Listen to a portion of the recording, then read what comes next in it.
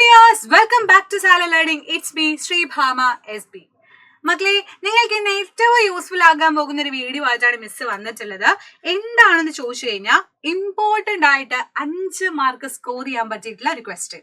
നിങ്ങൾക്ക് വളരെ സിമ്പിൾ ആയിട്ട് ചോദിക്കാൻ സാധ്യതയുള്ള ഒരു ക്വസ്റ്റ്യൻ ആണ്. പക്ഷെ ഈ ഒരൊറ്റ വീഡിയോ കണ്ടു കഴിഞ്ഞാൽ 5 മാർക്ക് നിങ്ങൾക്ക് സെറ്റ് ആയിരിക്കും. അപ്പൊ നമുക്ക് നോക്കാം ഏതാണ് എങ്ങനെയാണ് ഡീറ്റെയിൽ ആയി തന്നെ നോക്കാം. യെസ്, ദേ പിടിച്ചോ. ഒന്നാമത്തെ ക്വസ്റ്റ്യൻ എങ്ങനത്തെ ടൈപ്പാന്നറിയോ? Fill in the blank questions. ശ്രദ്ധിച്ചിട്ടുണ്ടോ നിങ്ങൾ? ഫിൽ ഇൻ ദ ബ്ലാങ്ക് ക്വസ്റ്റ്യൻസുകൾ ഇങ്ങനെ ബ്ലാങ്ക് ഇട്ട് തരും, പക്ഷെ നമ്മളത് ഫിൽ ചെയ്യണം അല്ലെ. ക്വസ്റ്റ്യൻ ഇതാണ്: coal is one of the dash use to cook food. എന്തിനു വേണ്ടിയിട്ടാ കോൾ എന്ന് പറയുന്നത്? ഫുഡ് കുക്ക് ചെയ്യാൻ വേണ്ടിയിട്ട് യൂസ് ചെയ്ത എന്താണെന്നാ ചോദിക്കുന്നത്. വളരെ സിമ്പിൾ ആയിട്ട് നമുക്ക് പറയാം, ഇറ്റ് ഈസ് എ ഫ്യൂവൽ അല്ലെ. അതെന്താണ്? ഒരു ഫ്യൂവൽ ആണ് എന്ന് പറയാൻ പറ്റും. കോള്, കൽക്കരി ഒക്കെ എന്താ മക്കളെ? ഫ്യൂവൽ ആണ്. ഈ ഗ്രിൽ ചിക്കൻ ഒക്കെ ഉണ്ടാക്കുന്ന സമയത്ത് നിങ്ങൾ യൂസ് ചെയ്യുന്ന കണ്ടിട്ടില്ലേ? കോളൊക്കെ യൂസ് ചെയ്യുന്ന കണ്ടിട്ടില്ലേ? അപ്പൊ കോൾ എന്ന് പറഞ്ഞാൽ എന്താണ് ചോദിച്ചു കഴിഞ്ഞാൽ, it is one of the fuel use for cook food. Earlier it was use for railway engine to produce steam to run engines.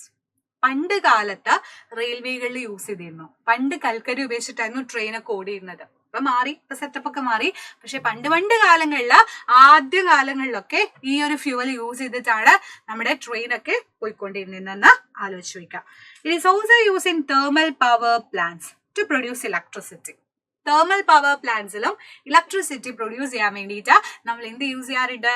Call use ചെയ്യാറുണ്ട്. And it is various industry. ഒരുപാട് ഇൻഡസ്ട്രീസിലും നമ്മൾ എന്ത് യൂസ് ചെയ്യാറുണ്ട്? Call ഉപയോഗിക്കാറുണ്ടെന്നാണ് പറയുന്നത്. അപ്പൊ എന്താണ്? ആ ക്വസ്റ്റ്യനും പഠിച്ചു വയ്ക്കുക, ടോപ്പിക്കും പഠിച്ചു വയ്ക്കുക. അപ്പൊ നിങ്ങൾക്ക് ഡീറ്റെയിൽ ആയിട്ട് പിന്നെ പഠിക്കേണ്ട ആവശ്യം വരുന്നില്ല. Next question: when heated in air, coal burns and produces mainly dash gas. കോളിനെ ചൂടാക്കി കഴിഞ്ഞാൽ ഏതിന്റെ പ്രസൻസിലാ നമ്മള് വെൻ ഹീറ്റഡ് ഇൻ എയർ, എയറിന്റെ പ്രസൻസ് അഥവാ ഓക്സിജന്റെ പ്രസൻസ് ചൂടാക്കി കഴിഞ്ഞാൽ എന്താണ് ഉണ്ടാവുക എന്നാണ് ചോദിച്ചത്. ആൻസർ ഈസ് CO2 അഥവാ കാർബൺ ഡൈ ഓക്സൈഡ് ഗ്യാസ് ആണ് ഉണ്ടാകുന്നത്. നോക്കിക്കോ, കോള് നമ്മള് പ്രസൻസ് ഓഫ് ഓക്സിജന്റെ സമയത്ത് ജസ്റ്റ് നമ്മൾ നോർമലി കത്തിക്കുന്ന സമയത്ത് അവിടെ പ്രൊഡ്യൂസ് ചെയ്യുന്ന ഗ്യാസ് ആണ് കാർബൺ ഡൈ ഓക്സൈഡ്. റെഡി? എന്നാൽ ആബ്സെൻസ് ഓഫ് ഓക്സിജൻ ഇല്ലാണ്ടാണ് നമ്മൾ ഹീറ്റ് ചെയ്യുന്നത് എന്ന് വിചാരിച്ചോ. അങ്ങനെയാണ് നമുക്ക് കിട്ടുന്ന 3 ആളുകളാണ് CQ അഥവാ CCC, coke, coal tar, coal gas. Coal tar, coal gas, coke. 3 Cകൾ ഉണ്ടെന്ന് ആലോചിക്കാം. 3 Cs ആലോചിച്ച് വെച്ചാൽ മതി. അതാണ് ആബ്സെൻസ് ഓഫ് ഓക്സിജനിൽ സംഭവിക്കുന്നത്. അപ്പൊ 2 കേസും പഠിച്ചു വെക്കണം. ഇത് എക്സാമിന് എപ്പോഴും ചോദിക്കുന്ന ടൈപ്പ് ഓഫ് ക്വസ്റ്റ്യൻ ആണ്. ഹീറ്റിംഗ് ഓഫ് കോള്, അത് presence of oxygen and absence of oxygen പഠിച്ചു വെക്കാം. നെക്സ്റ്റ് ക്വസ്റ്റ്യൻ ദേ പിടിച്ചോ. Coal tar is a black thick dash with and dash smell. Coal tar എന്ത് സ്മെല്ലാണ് ചോദിക്കുന്നുണ്ട്. ആൻഡ് തിക്ക് ആയിട്ടുള്ള എന്താണെന്ന് ചോദിക്കുന്നുണ്ട്. തിക്കായിട്ടുള്ള ഒരു ലിക്വിഡ് ടൈപ്പിൽ കാണുന്ന ഒരു സാധനമാണ്. അതേപോലെ ഒരു അൺപ്ലസന്റ് സ്മെല്ല് അല്ലെ, ഒരു വൃത്തിയില്ലാത്ത ദുർഗന്ധമായിട്ടുള്ളൊരു നന്നല്ലാത്ത മണമാണെങ്കിൽ അതാണ് നമ്മുടെ കോൾ ടാർ എന്ന് പറയുന്നത്. കണ്ടിട്ടില്ലേ മക്കളെ? നിങ്ങൾ പണ്ട് കാലത്തൊക്കെ റോഡൊക്കെ യൂസ് ചെയ്യുന്ന, റോഡ് പണിക്കൊക്കെ ഉപയോഗിച്ചിരുന്നത് കോൾ ടാർ ആയിരുന്നു അല്ലേ. ഒരു ബ്ലാക്ക് ആയിട്ടുള്ള തിക്ക് ലിക്വിഡ് ആണ്. ഇതാ ദുർഗന്ധം, അൺപ്ലസന്റ് സ്മെല്ലാണ്. മിക്സ്ചർ ഓഫ് 200 സബ്സ്റ്റൻസ്, 200 സബ്സ്റ്റൻസുകൾ മിക്സ് ചെയ്തിട്ടുള്ള സാധനമാണ് കോൾ ടാർ എന്ന് പറയുന്നത്. അപ്പൊ അത് എന്തിനൊക്കെ യൂസ് ചെയ്യുന്നുണ്ടെന്നും കൂടെ പഠിച്ചു വെച്ചോ. Synthetic dyes, drugs, explosive, perfume. നിങ്ങൾ ആലോചിച്ച് നോക്കുക, നമ്മൾ ഡെയിലി അടിക്കുന്ന പെർഫ്യൂം ഷും ഷും ഷും എന്ന് പറഞ്ഞാൽ അടിക്കൊക്കെ ചെയ്യും. പക്ഷെ അതിന് നല്ല മണമാണ്. അത് എസൻസും കാര്യങ്ങളൊക്കെ ആഡ് ചെയ്തിട്ട് ശരിക്കും അത് ഉണ്ടാക്കി എടുക്കുന്നത് നമ്മൾ റോഡ് പണി നടത്തുന്ന കോൾ ടാറിൽ നിന്നാണ്. നിങ്ങളൊന്ന് ആലോചിച്ച് നോക്കുക, എന്തൊരു കഷ്ടമാണ് അല്ലേ. പ്ലാസ്റ്റിക്സ്, പെയിന്റ്സിലൊക്കെ യൂസ് ചെയ്യുന്നത് കോൾ ടാർ ആണ്. In photography materials, roof materials, naphthalene, പാറ്റഗുളികയ്ക്ക് നല്ല മണമാണോ? ഒരുമാതിരി വൃത്തിയിട്ട മണമല്ലേ. അപ്പൊ ആ മണം നിങ്ങൾ ആലോചിക്കുക. ജസ്റ്റ് ഒരു കോൾ ടാർ എന്ന് പറയുമ്പോൾ തന്നെ റോഡ് പണി നടക്കുമ്പോഴുള്ള മണം നിങ്ങൾക്ക് ഇഷ്ടമാണോടാ? അല്ലല്ലോ. അതങ്ങ് ആലോചിച്ചാൽ മതി. അപ്പൊ അതാണ് അൺപ്ലസന്റ് ആയിട്ടുള്ള സ്മെല്ലാണ്, ബ്ലാക്ക് കളറുള്ള ലിക്വിഡ് ആണ്. അടുത്ത question: petroleum and dash are fossil fuels. Fossil fuels ആയിട്ട് അറിയപ്പെടുന്നത് ഏതൊക്കെ? പെട്രോളിയം പറഞ്ഞു. ബാക്കി ഏതൊക്കെയാ മക്കളെ ഉള്ളത്?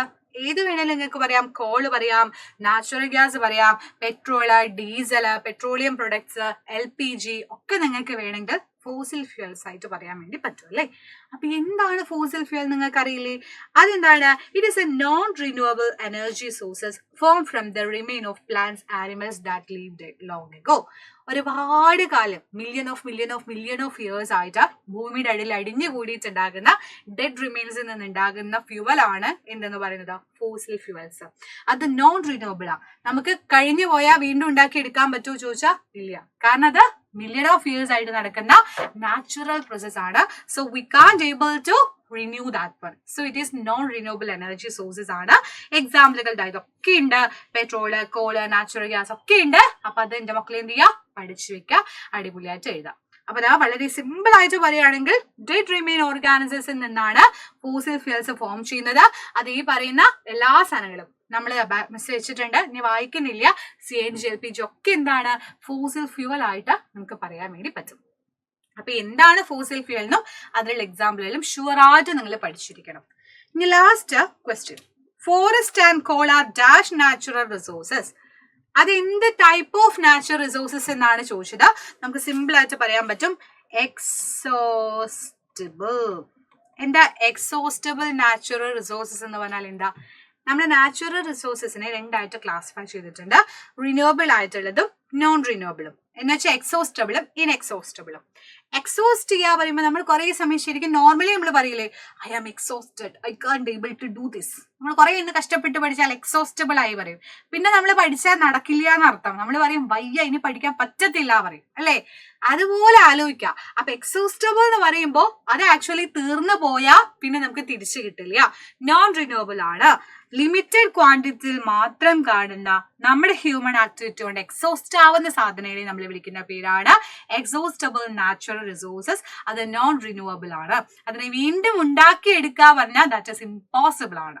കാരണം മില്യൺ ഓഫ് ഇയേഴ്സ് ആയിട്ട് മക്കളെ നമ്മുടെ ഫോസിൽ ഫ്യൂൽസ് ഒക്കെ ഉണ്ടാവുന്നല്ലേ. നമ്മുടെ കോള്, പെട്രോള്, ഡീസൽ ഒക്കെ ഉണ്ടാവുന്നത് എങ്ങനെയാ?